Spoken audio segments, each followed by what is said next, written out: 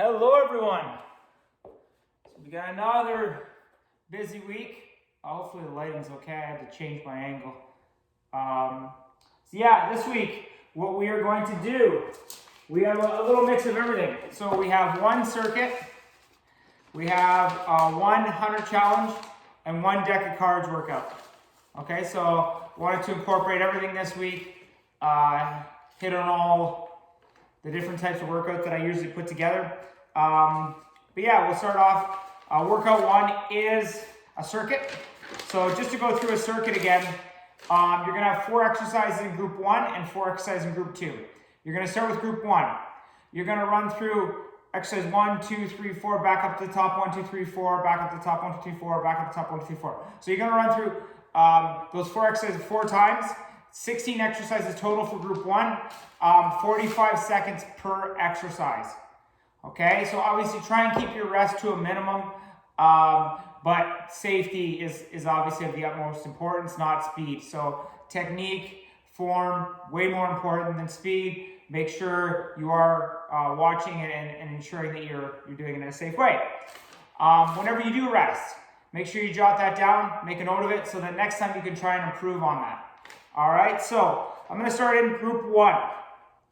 We have fast feet for a count of 5, down our chest, back up. Knee to elbow planks, where you're gonna hold at the top with your knee to elbow for 5 seconds, then release, then go to the other side, same thing.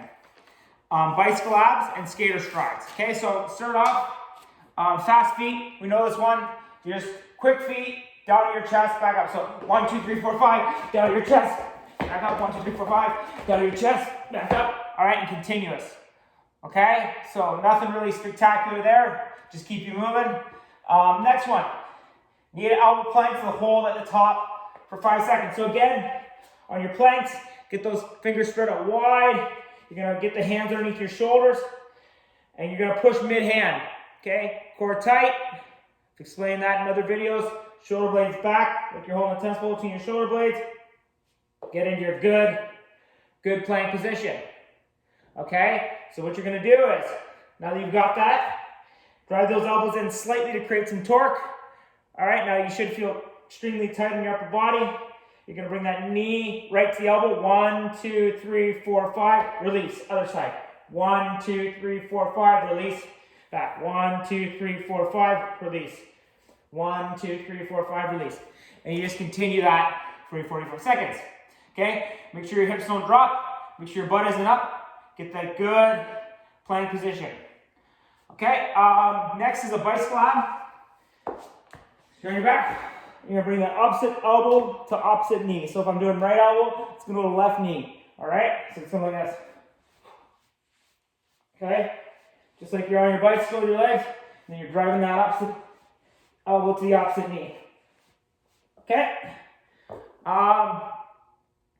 Next is skater strides. All right, so start on one side of your mat. Okay, the ideal way is I'm gonna rotate that left arm. If I'm on my left side of my mat, I'm gonna rotate my outside arm, which is my left one, back, create some torque, and then drive up and across. So I'm gonna bend that outside leg, bring the inside behind, and create that torque, and then propel me across. Okay, so this is what it's gonna look like. I'm gonna catch on the other side and come back. So ideal. Cushion, catch, back. Cushion, catch, back. Cushion, catch, back. So you see I'm not landing solid. I'm landing and cushioning it and getting back into creating kind of that corkscrew approach to arm back to propel me back across. Okay, so that's the ideal. Catch it and come back. All right, now if that's not possible, what you can do is, same idea. Okay, I'm gonna drive back, across, catch 2 feet, cushion. Drive, across, catch 2 feet, cushion, okay? So you have that option as well. If that's not possible, you can't jump that far, that's okay. Jump a little bit less. Okay, see I'm cushioning?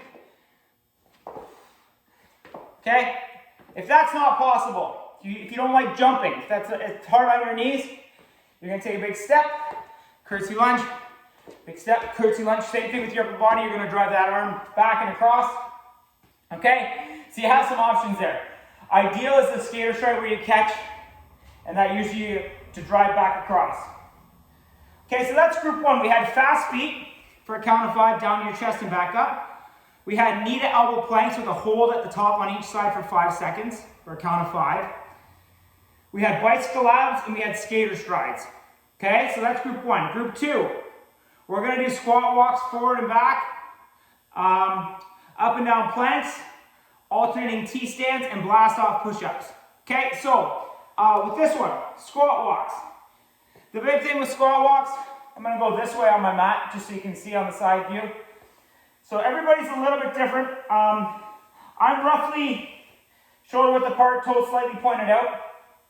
Okay, I'm going to core tight, right? Big breath out. Create that solid base inside. So you're going to do your breathing. Okay, like somebody's punched your stomach. Okay, shoulder blades back, hands in front. Okay, so I'm going to get down and then. Okay, so then you'll notice I'm pushing mid-foot. That's the big thing. If you're up on your toes, right, when you're walking forwards and backwards, come up a little bit. So let's pretend on my walks I was on my toes. I'm going to come up a little bit so that my pressure goes mid-foot, right? That's of importance. We don't want to be on our toes because what's going to happen when we're on our toes is that lock is going to be lost as well. And all of a sudden we don't got a neutral spine. We're not upright. We're in this forward position. That is not ideal for our squat walks. So upright, shoulder blades back, core tight. I keep my hands up in front. It helps me stay upright so you can see how my body is in an upright position. I'm not hunched over. So once you start to see this, come up a little bit. Okay? This is of importance. I'd rather you be upright than be low. Okay? So, again, mid-foot.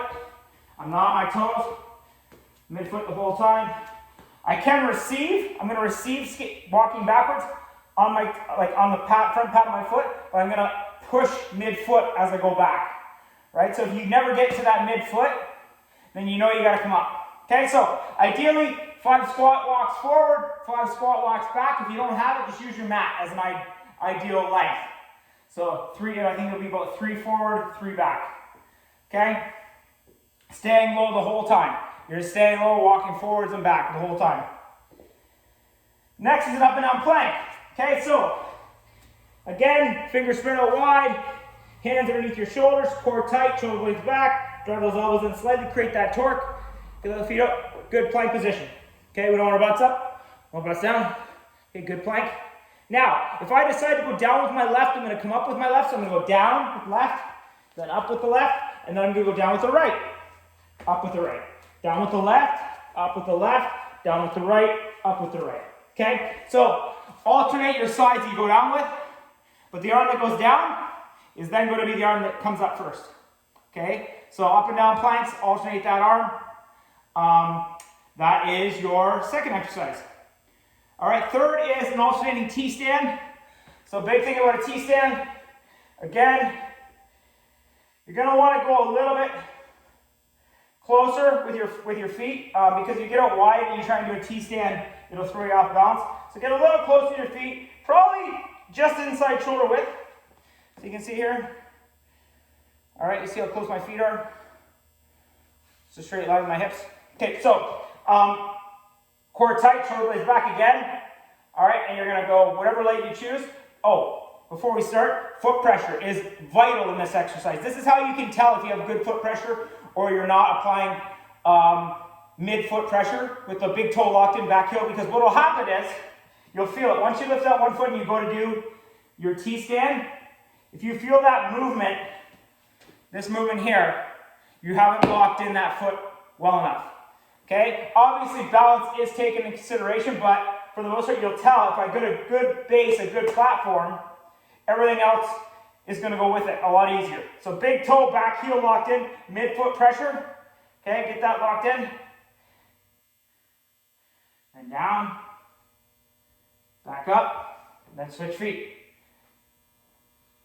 Down. Back up. Switch feet. Down.